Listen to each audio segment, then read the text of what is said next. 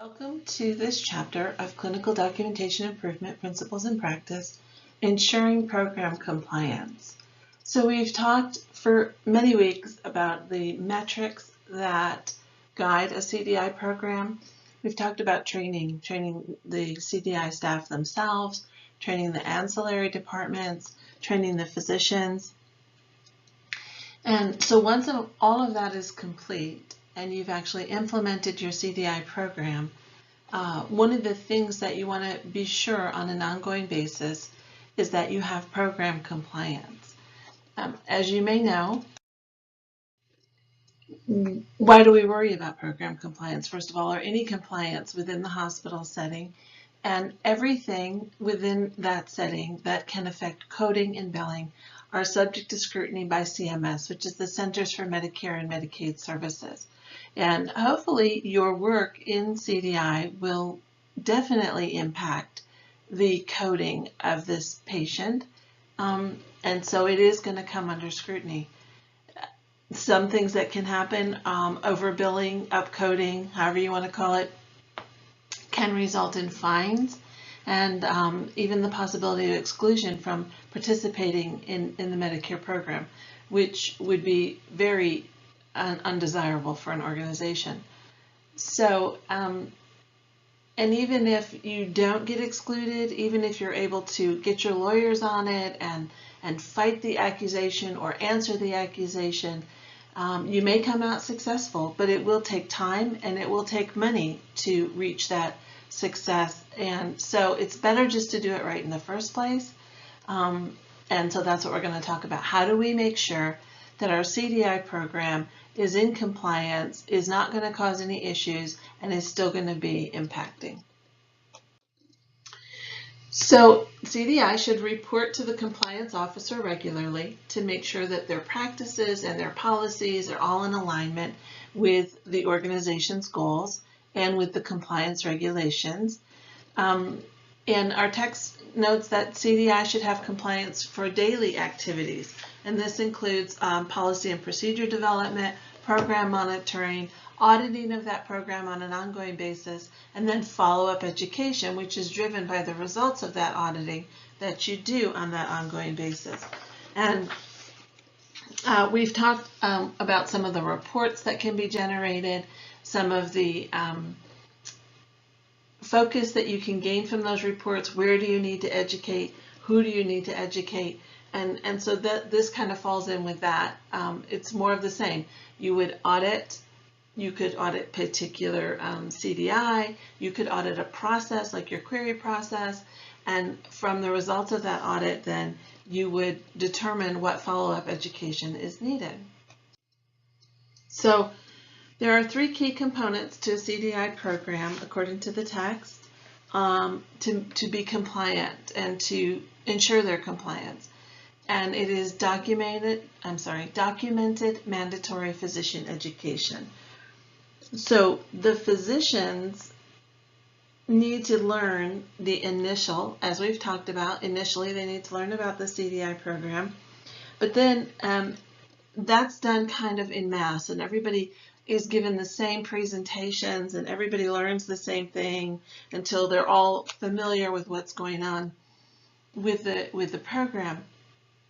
But then as you begin to implement your program and develop some of those reportings that we've talked about, you'll begin to focus your education by practitioner, maybe by service line, maybe by group or individual practitioner, and you'll determine based on the queries that you're asking and their responses and what you're seeing in the chart what type of education needs to be done on an ongoing basis for what group of physicians. There should also be detailed query documentation available. When I first started in CDI, and in fact some programs today, I understand the query is not a permanent part of their medical record. That was really popular, especially before we had electronic medical records.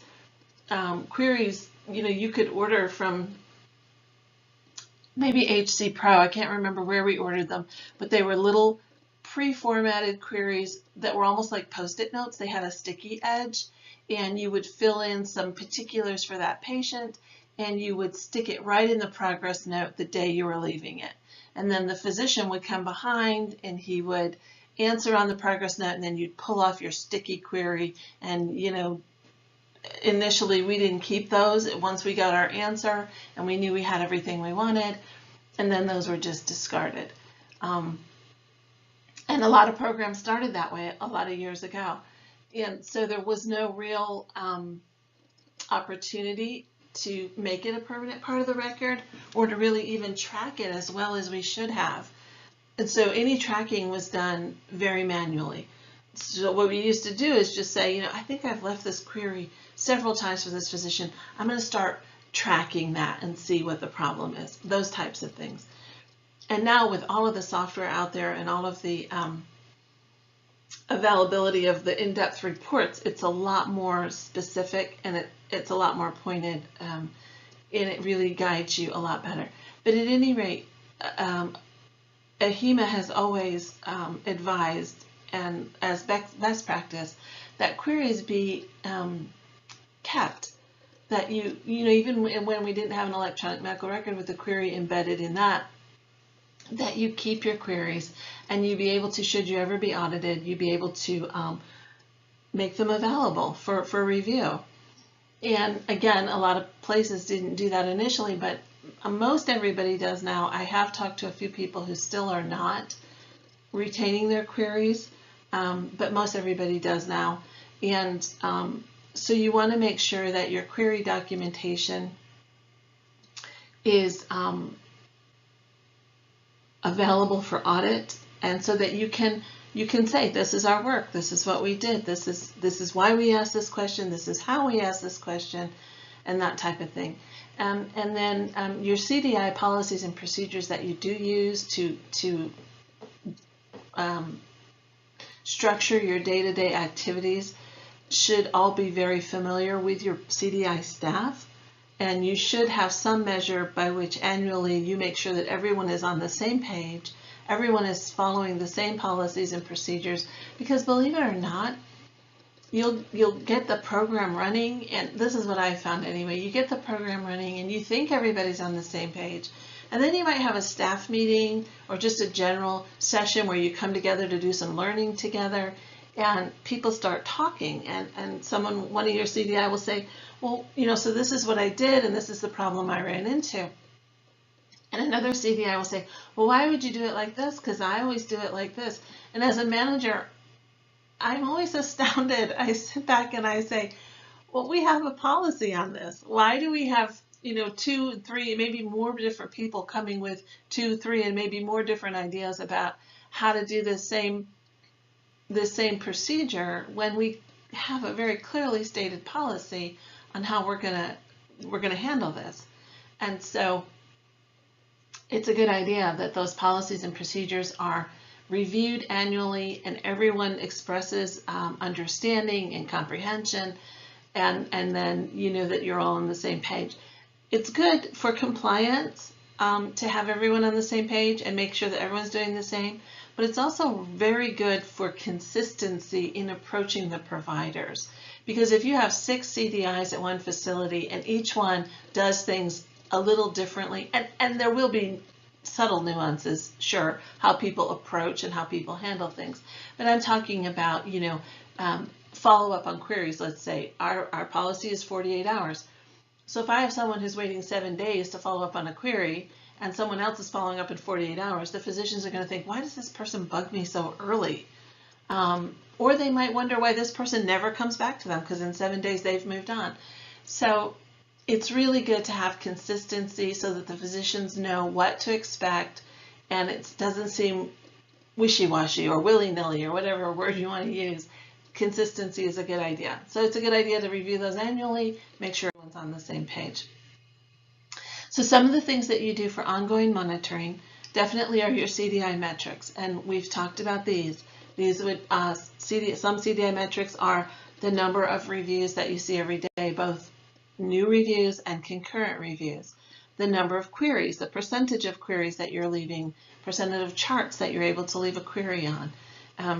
the percentage of the time that the CDI and the coder have an agreement on that final DRG. Trying to think of any other metrics that we use. But anyway, those are the types of things that you would monitor on an ongoing basis. They help provide some structure as far as your ongoing feedback to your staff, your ongoing education to your staff, and looking for any issues with your program that might need some adjustment or some education. Other things that the CDI manager should do is to consistently and concurrently review a few charts of each CDI specialist after they've looked at it. And what you're looking for are the validity of the queries generated. And we've talked about that in the past too. You know what makes a query valid. What makes a query valid is when you have a gap in documentation that's going to affect the risk of mortality, the severity of illness, the clarity of the chart, the accuracy of the chart.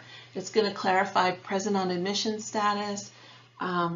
It's going to clarify a diagnosis that you have treatment for, but you don't have any diagnosis, abnormal labs and tests that are not addressed as a diagnosis.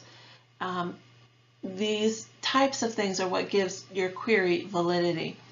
And then, so in saying that, what I'm saying is that you must have clinical evidence to give your query validity.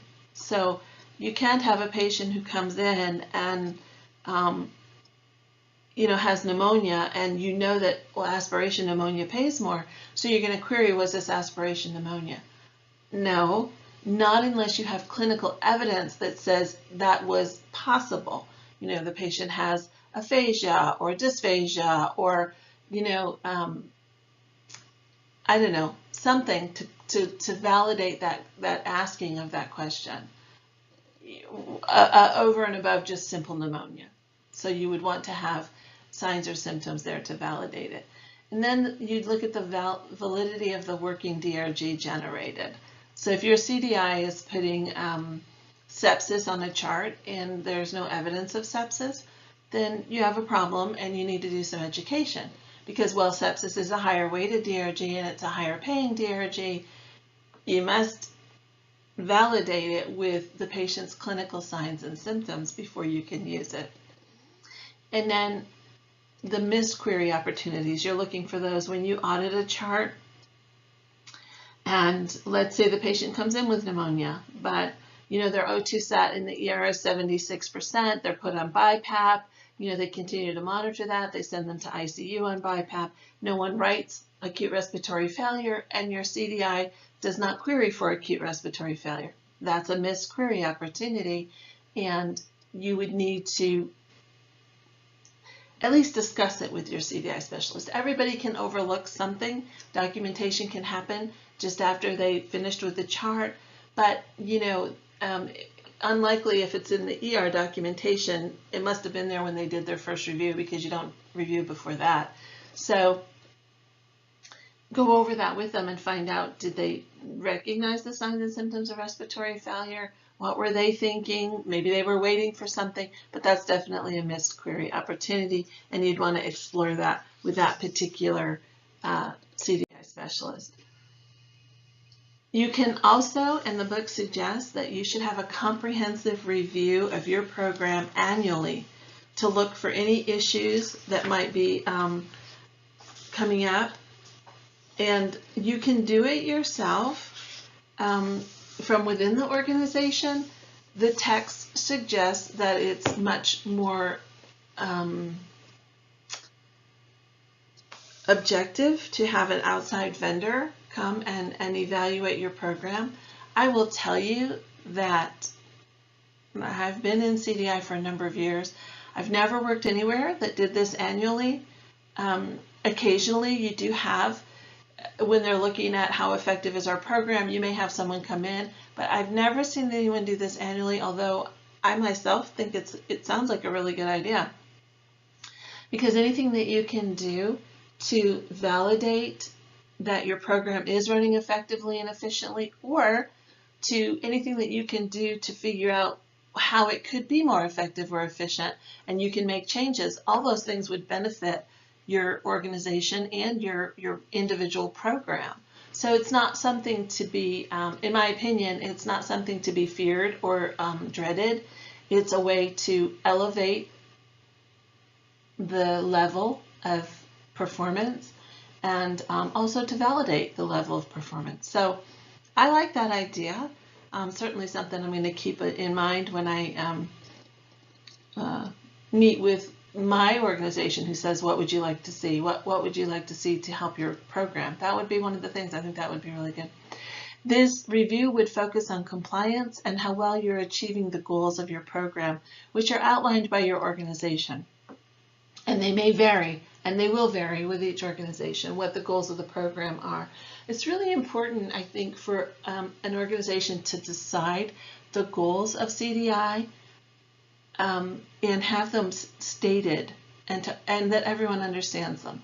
Because I've worked for organizations that they want a CDI program and they know it's the thing, everybody has one, they're very beneficial, but the administration doesn't completely understand, or so it appears, completely understand what they can get from a CDI program, what goals should they expect, what types of results should they expect, and so the goals are not clearly stated.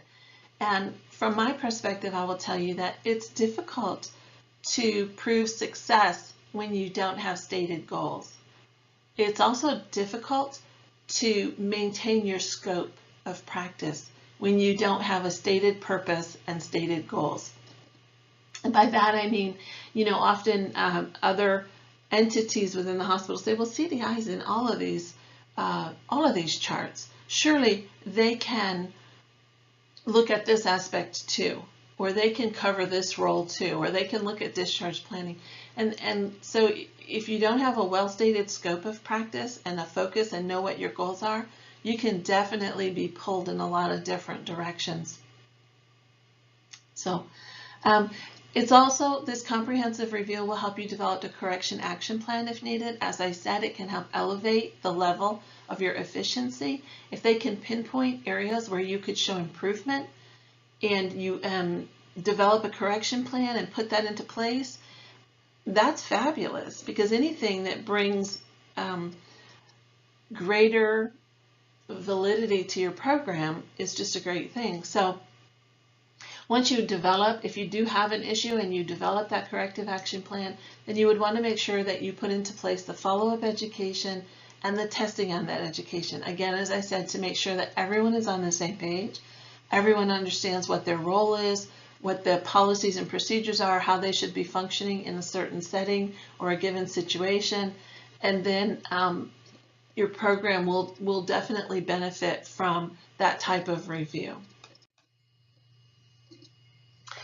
And the chapter goes on to say a little bit about a retrospective audit and data collection and analysis, the things that should be included in there, such as the CDI reviewer's name, whether a query was asked. If the query was asked, does the auditor agree with it? These are the types of things that you look at when you do a query audit. Specifics on, was this query appropriate? Did the clinical indicators that the specialist included in the query give the query validity? Sorry, that's a tongue twister. Or was there something lacking? And what type of documentation and changes and coding changes occurred as a result of that query? So in other words, what impact did the query have? And one reason why the query is so very, very important in all of our audits and our compliance is because this is the way, the query is the method by which the CDI specialist will impact the medical record and therefore the coding and so on in the billing. We do that with queries. And so every time we leave a query, which is our communication with the physician, whether it be verbal or written, we need to make sure that we are compliant in the manner in which we ask the question. We need to make sure that the question has clinical validity to back it up. And we need to make sure that it's a necessary question. The text maybe didn't go into that as much, but you know, a lot of hospitals leave a query percentage rate expectation out there of 35 to 40%. That's a pretty high expectation rate, I feel, as someone who does this every day. 35 to 40% is pretty high. And the danger there in setting a percent like that or a goal like that is that people write queries just to meet that metric. And so you have to be very careful there. And I talk to my staff a lot about that. Like, yes, this is the kind of the standard for the industry, and we want to make sure that we are having effect on charts and we are impacting. However, we also need to make sure that we're not just writing queries to write queries. Our physicians are not getting query weary, is the little phrase, because we're writing just, you know, any little question we can ask to meet our metric. We want to make sure that our questions have meaning, that they really will impact the accuracy and the quality of that medical record.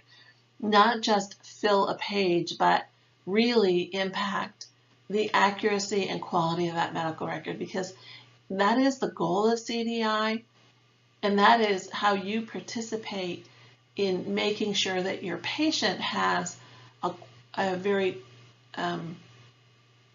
top-notch experience. You know, you're not doing the hands-on care, that's true, and that's on somebody else's agenda, but having a very accurate and quality medical record is very important to people. It's very important to the follow-through and the continuity of their medical care, and that is what we as CDI nurses impact, and coders and physicians who fill this role as well. We impact that patient in that way, and so we want to make sure that when we're asking our questions, we reach that end goal of complete, quality, accurate medical record. So that kind of is how you ensure a CDI program compliance. As I said, there's a lot more in the text about examples. So as you read through this chapter, you'll gain a lot more by seeing the charts and the examples. And overall, I would just say that ongoing education, not just based on the audits, but ongoing education based on changes in the medical field that happen every single day, both in medical care and in coding. We have to keep up with all of those. And I've said it before in this program, and I'll say it again. The role of the CDI specialist is as a learner and an educator, and it never, ever stops. The learning never stops, and the educating never stops. That is what this role really is, and I can't emphasize that enough. So I hope this helped you understand the chapter better. I hope that you have a good week, and I'll talk to you next week.